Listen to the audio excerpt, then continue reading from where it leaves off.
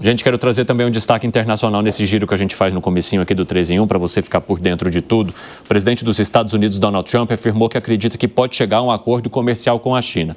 Vamos chamar então o Luca Bassani, que vai trazer os detalhes para a gente, porque aí o mercado financeiro ouviu isso e o dólar teve uma queda surpreendente em relação a outras moedas do mundo, né, Luca? Traga toda essa história para a gente. Bem-vindo, meu amigo. É isso mesmo, Evandro. Boa tarde a você, a todos que nos acompanham. Ao contrário do que muitos pensavam, que Trump, desde o começo do seu governo, poderia impor tarifas aos produtos chineses, alguns falando chegando até 10%, que é muito relevante, dado o volume de negociações, de importações e exportações vindas da China e dos Estados Unidos.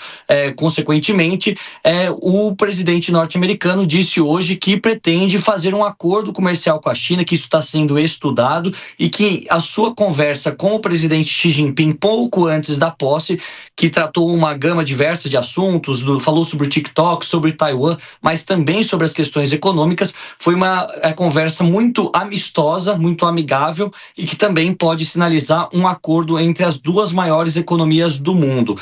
Esta notícia, então, repercutiu relativamente bem por grande parte dos países, onde o dólar teve uma queda entre 0,5% e 0,7%. O euro voltou a crescer, a libra esterlina, assim como o ien japonês e o yuan chinês. E também perante o real, o dólar começou a cair depois daquela grande subida que teve no final do ano passado. Muitos economistas, todavia, ainda olham com cautela essas falas de Donald Trump, considerando o temperamento do presidente norte-americano de mudar de ideia muito rapidamente e poder, em pouco tempo, mudar esta política amistosa com a China, impondo as tarifas prometidas em campanha, o que faria o mercado responder de maneira também bastante adversa relacionada a isso. Nós vamos ficar acompanhando, obviamente que tudo que se passa aqui na Europa, nos Estados Unidos, nós trazemos sempre aqui para a audiência da Jovem Pan News. Valeu, Luca, um abraço para você. Ô Alangani, por que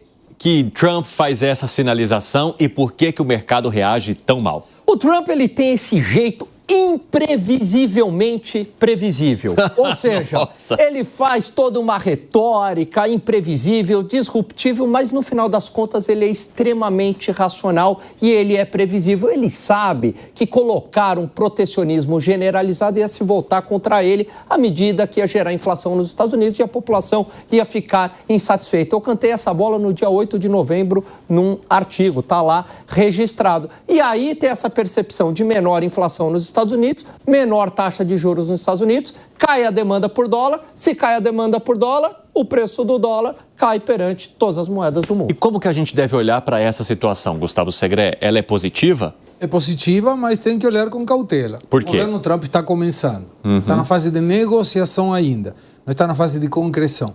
Está soltando pontes para construir questões, sobretudo no comércio internacional, que pode, o dia de amanhã, alterar o contexto mundial em termos de comércio. Mas eu ainda não estaria soltando fogos de artifício. O que você acha, Piperno? São muitas bravatas, claro, mas tem que ter um pouco de racionalidade nisso. Uma coisa é um governo impor, por exemplo, tarifas a um ou outro produto brasileiro. É um volume, é pequeno, não vai mexer no grosso da economia. Outra coisa é alguém manifestar o desejo de taxar produtos chineses em um momento em que a China vende para o seu país mais de 500, 600 bilhões de dólares. Quer dizer, se taxar produto chinês, vai taxar todas as cadeias de produto, o que vai acabar gerando inflação. Ô Zé, como é que você avalia, né, essas estratégias de Donald Trump de mexer dessa maneira com o mercado a partir da retórica, única e exclusivamente, por enquanto? A personalidade dele é muito forte, né? Eu diria até indomável por assessores. E ele vai, segundo os seus instintos, fazendo esse tipo de colocação, evidentemente, para se manter. Ele se mantém sempre em atividade na mídia, né? Nas novas mídias, principalmente, e é isso que ele quer. E transformar de novo os Estados Unidos nesse grande centro das atenções mundiais. E ele vem conseguindo isso. Agora, sobre esses detalhes, isso não pode ser anunciado de roldão, isso tem que ser definido assunto por assunto.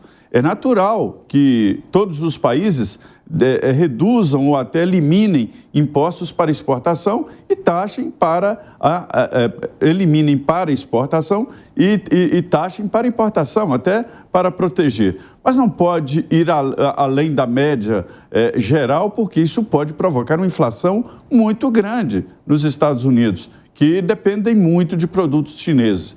Não vai conseguir colocar em prática tudo o que falou, mas é um indicativo de governo. Ele, repito, chamou a atenção do mundo e principalmente para a América sobre o perigo da China. Fala, Segré. Me chama a atenção, Evandro, a situação de propor um acordo comercial, porque hoje tem uma realidade. Os negócios entre Estados Unidos e China se mantêm a partir de tarifas de importação de ambos os países. Você poderia ir para o lado do protecionismo, que significaria aumentar essas tarifas, o que provocaria, como já falamos inúmeras vezes, aumento na inflação. Mas quando você propõe um acordo comercial com outro país, você está propondo diminuir as tarifas. Isso vai em sentido contrário ao protecionismo. Então chama a atenção essa situação de agora. Pragmatismo seria, deixa do jeito que está, mas eu tenho uma suspeita, vou tentar clavar também, como o Alan fez na sua matéria no dia 8 de novembro. Na minha opinião, vai tentar compensar comércio. Isso quer dizer, se hoje Estados Unidos tem um déficit comercial com a China, vai falar o quê? Eu não vou taxar você, mas compra mais de mim para equilibrar o comércio. Para mim vai ir por aí, vamos ver se o tempo me dá razão. Você concorda, Gato? Concordo, acho bem plausível essa estratégia. Aliás, ele coloca o bode na sala, joga lá fogos de artifício, para no final das contas sentar e ter uma negociação. Vamos equilibrar o jogo, porque do outro lado, a China também tem práticas comerciais que ferem acordos de livre comércio, como por exemplo o dumping, né? Produzir abaixo de custos, vender abaixo dos custos de produção. Então ele tenta com isso equilibrar o jogo com a China. Que foi, Piperno? Não, de fato, porque, veja, tirando o Brasil e mais um ou outro país periférico, a China tem muito superávit com todo mundo, com a União Europeia, mesmo com seus vizinhos orientais. A gente está falando de um país que fechou o ano passado com quase $1 trilhão de superávit comercial. A China exportou mais de 3,5 trilhões. A China tem uma corrente comercial que dá mais de 10 vezes a do Brasil. É um absurdo de grande. Então, também tem uma coisa. Se ela começar a ceder para todo mundo, aí o golpe também é muito grande.